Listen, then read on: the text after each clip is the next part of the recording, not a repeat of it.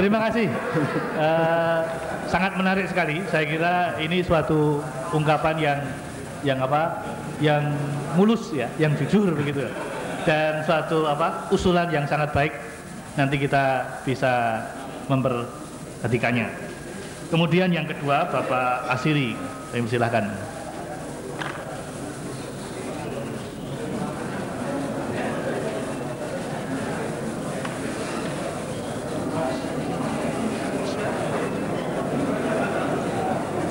Assalamualaikum warahmatullahi wabarakatuh. Terima kasih kepada pimpinan yang memberi waktu kepada saya dan secara singkat saja menanggapi pembicaraan dari penyaji makalah dan pembahas. Saya hendak mengajukan 4 macam pertanyaan atau himbauan atau juga penjelasan. Pertama, mengenai kesinambungan jamaah rifaiyah. Tadi oleh penyaji makalah disebutkan bahwa sekarang terjadi erosi di dalam jamaah rifaiyah.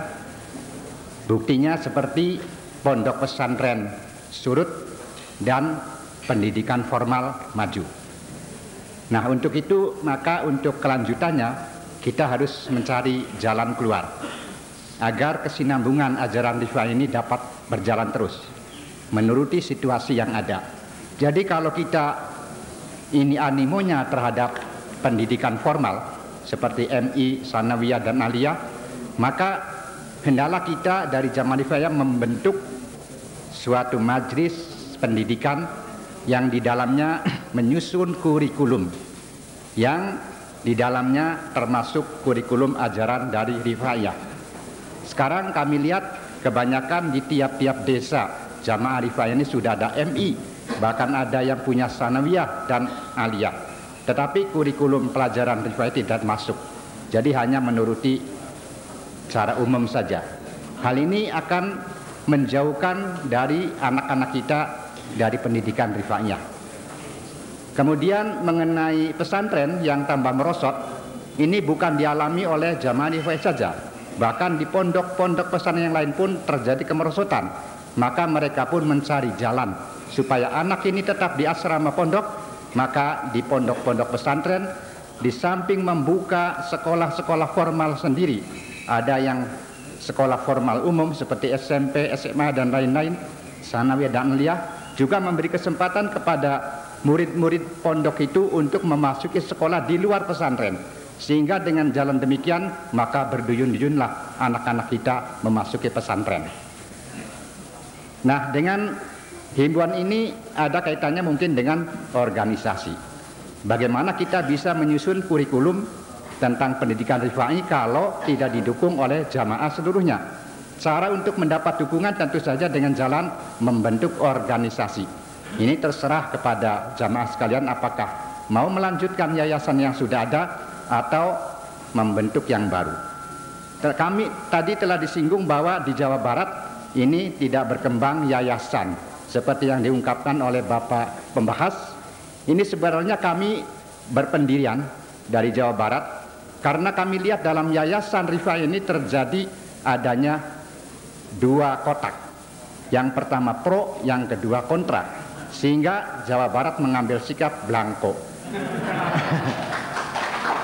Nah, itulah masalahnya. Kemudian yang kedua yaitu menanggapi dari pembahas bahwa kalau dilihat ajaran atau amaliyah jamaah rifaiyah di sini tidak ada sangkut pautnya dengan ajaran Wahabi. Hal ini saya kira maksud pengaruh Wahabiyah dari Mekah itu bukan dalam bidang tentang fikihnya, tetapi semangatnya. Dan dalam ini dapat kita buktikan di dalam bidang tasawuf tadi. Karena di Indonesia ini, terutama di Jawa, sangat berkembang tarekat-tarekat yang oleh rifaiyah malah dikecam tarekat itu karena kebanyakan penganutnya melalaikan kewajiban.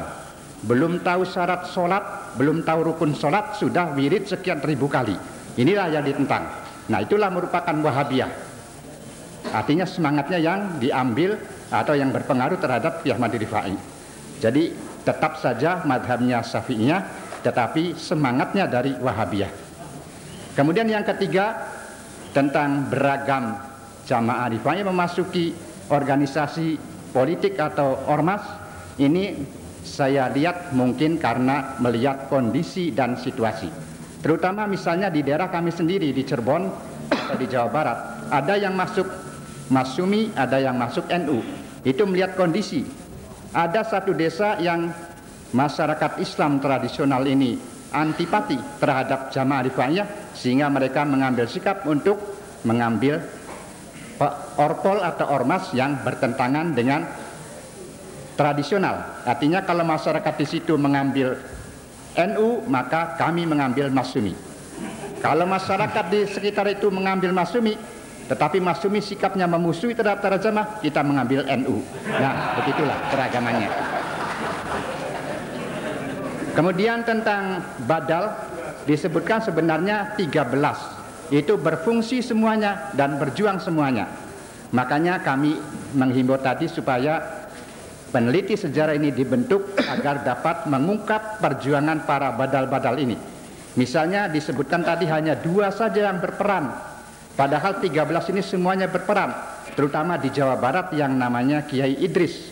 Dialah yang mula-mula menyebarkan ajaran Rifaiyah di Jawa Barat, mulai dari Cirebon sampai ke Kerawang. Nah, itulah mengenai tambahan atau mengenai usulan dari kami. Sekian, terima kasih. Wassalamualaikum warahmatullahi wabarakatuh. Terima kasih Pak Asiri. Kemudian Pak Fuad.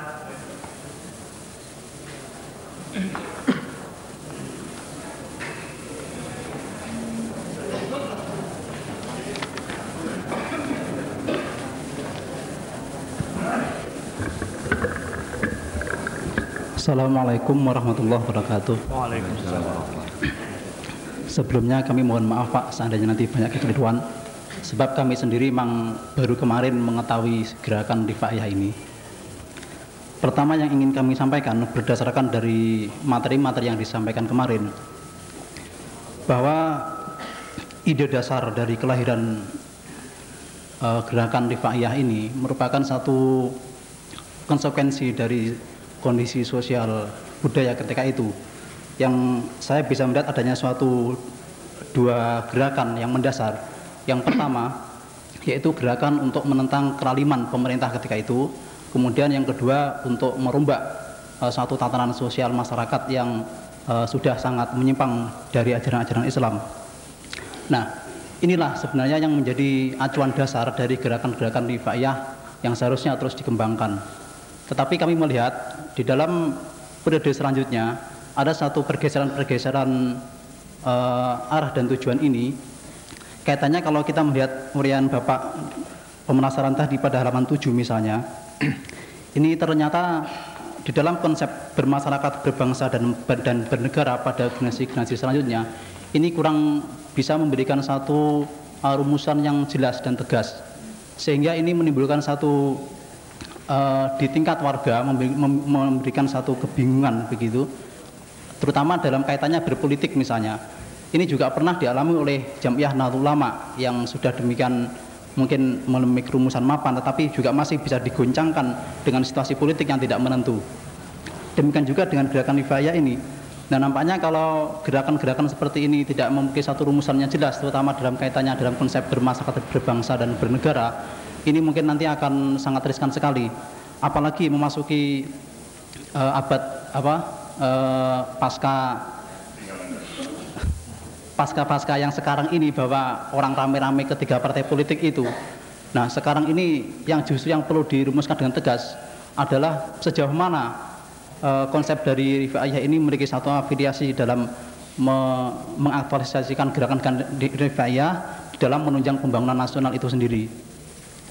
Nah, ini kita khawatir seperti tadi diusulkan, bagaimana kalau didirikan jamaah Rifaiyah ini mendirikan satu organisasi tersendiri dan sebagainya. Saya juga belum tahu persis bentuk organisasi yang akan diusulkan itu nanti bagaimana. Tetapi yang jelas kita tidak berharap adanya munculnya suatu gejala baru atau mungkin satu kekuatan baru, itu justru akan menambahkan runcingnya permasalahan. Ya, yang kita harapkan adalah munculnya satu kekuatan baru akan menambahkan kekuatan yang telah ada. Itu yang kita harapkan. Kemudian saya melihat dari halaman 6 agak kontroversial sekali dari yang disajikan oleh Bapak Bambang Makala, yang di situ dinyatakan peringatan Maulid Nabi tidak menonjol, bahkan sering ditiadakan atau tidak ada, mungkin untuk membatasi ritualisme. Nah, sementara dalam bagian sebelumnya dinyatakan dalam hubungan dengan hari besar Islam, selain untuk Id, unit kerja untuk peringatan Isra Mi'raj cukup menonjol karena di situ dibacakan kitab Kiai Haji Ahmad Rifai yang berjudul Kitab Arja. Nah, kalau nggak salah Kitab Arja ini tadi saya melihat di situ berisi tentang riwayat Nabi berserta uraian-uraian perjuangannya. Nah, di situ nampaknya ada satu kontroversial gitu. Nah, saya ingin mohon satu ketegasan, apakah memang ritualisme yang upacara yang diselenggarakan Jamiah Rifaiyah selama ini memang memiliki satu nilai-nilai semacam mitologis begitu, atau mungkin justru sudah mengarah kepada satu nilai-nilai yang bersifat universal sebagaimana yang dikumandangkan oleh umat Islam sekarang ini dalam peringatan-peringatan Maulid Nabi. Kemudian yang ketiga, Pak, ini hanya satu usulan saja, mungkin harapan kami dari seminar ini. Yang pertama adalah secara pribadi ya, kami menyambut gembira dengan adanya satu seminar ini. Kemudian di satu sisi yang ingin kami berharap seandainya memang nanti ada satu tim atau apa nanti istilahnya yang akan dibentuk, misalnya untuk mengaktualisasikan gerakan-gerakan ini, apakah dalam satu organisasi yang akan diformalisasikan atau dalam gerakan-gerakan lain, bahwa sekarang kita dalam rangka memasuki satu tahap-tahap pembangunan yang baru, yang diperlukan adalah satu tatanan dan kesiapan kita dalam rangka memahami gerakan-gerakan yang menjadi akar daripada gerakan-gerakan itu sendiri. Sekali lagi yang ingin kami tegaskan bahwa sebagaimana tadi diungkapkan, justru yang menjadi ide dasar kelahiran Jamiah Rifaiyah adalah satu gerakan untuk melawan kekufuran para penguasa. Dalam hal ini mungkin sekarang bisa kita ibaratkan melawan penyelewengan pihak penguasa, itu yang pernah harus ditumpas. Kemudian yang kedua, bagaimana kita agar membentuk satu tatanan masyarakat yang islami sebagaimana diamanatkan Kiai Ahmad Rifai. Terima kasih, Pak. Assalamualaikum warahmatullahi wabarakatuh. Terima kasih. Kemudian selanjutnya masih ada dua, saya minta agak disingkat saja karena waktunya sudah melampaui batas, yaitu Pak wah ini saya lupa namanya. Silakan Pak Rozak, Pak Abdul Rozak. Kalau lihat orangnya saya selalu ingat ini. Pak Abdul Rozak.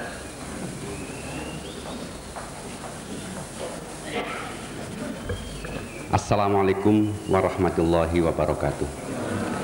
Secara singkat kami ingin menyampaikan 3 masalah.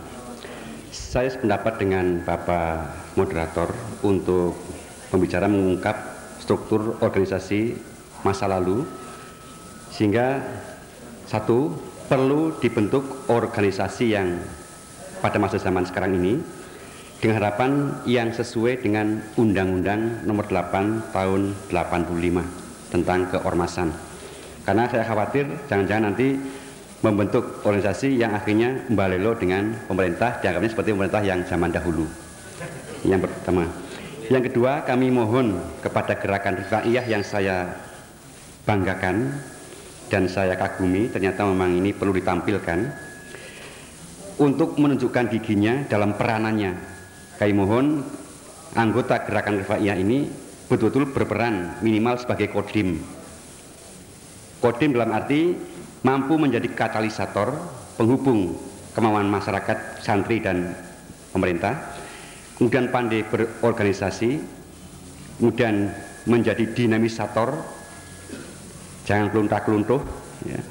Kemudian mampu menjadi inovator yang mampu mencetuskan ide-ide baru dalam hal pembangunan, dan juga memberikan motivasi kepada santri-santrinya sehingga melaksanakan program-programnya. Kemudian yang ketiga, kami berpesan agar dalam pembentukan organisasi yang ada ADART-nya nanti, kami pesan betul yaitu untuk programnya membentuk manusia Indonesia seutuhnya, khususnya di bidang mental spiritual kepada warganya. Mengapa tekanannya pada mental? karena mental ini hurufnya mudah berubah, kadang-kadang bisa mentol. Nah, kalau mentol ini warga Rifaiyah berbuat jelek lalu mentol, kadang-kadang mentul, ragu-ragu mau kemana arahnya, jangan-jangan nanti ada agama lain yang mengajak karena mentul lalu keluar dari Islam. Kadang-kadang jangan sampai mental ya, keluar sama sekali, kadang-kadang yang lainnya. Saya kira itulah 3 yang kami harapkan, terbentuknya organisasi, peranan Rifaiyah, dan programnya yang menjurus pada pembangunan manusia Indonesia seutuhnya. Terima kasih. Wassalamualaikum warahmatullahi wabarakatuh. Waalaikumsalam. Terima kasih Pak Rozak. Kemudian yang terakhir yaitu Pak, ya silakan Pak. Nggak dengar tadi. Pak Nahar. Pak Nahar ya. Pak Nahar.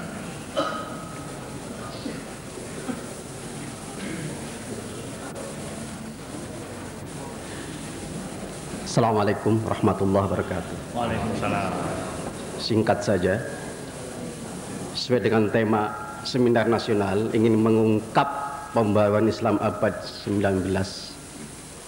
Kami ingin mengajak kepada jamaah Rifaiyah untuk mengadakan reorientasi dan tafakur sejenak. Bahwa setelah kita mengadakan seminar ini, ada beberapa hal yang dapat dipetik sebagai satu nilai-nilai atau ajaran Ahmad Rifai yang patut diwariskan dan disinambungkan. Dari seminar 2 hari ini, saya bisa mengambil satu kesimpulan tentang karakter daripada gerakan Rifaiyah. Ada 7 yang dapat saya simpulkan. Pertama, sebagai gerakan protes masyarakat desa dalam rangka melawan penjajah yang kafir. Yang kedua, sebagai gerakan reformis atau pembaruan, di mana cita-cita beliau ingin merubah masyarakat pada waktu itu yang Islamnya tidak sesuai lagi dengan Islam yang sebenarnya. Yang ketiga, sebagai gerakan pemurnian Islam, di mana beliau Syekh ingin memurnikan tarekat atau sufisme yang berkembang pada waktu itu yang tidak sesuai dengan fikih. Jadi Ahmad Rifai ingin menghidupkan sufisme yang berorientasi fikih.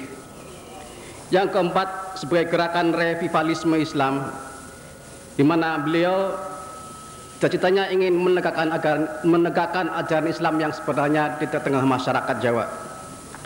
Yang kelima, sebagai gerakan revitalisme Islam, itu suatu gerakan yang diinginkan oleh beliau, ingin menegakkan ruh dan semangat Islam yang sebenarnya.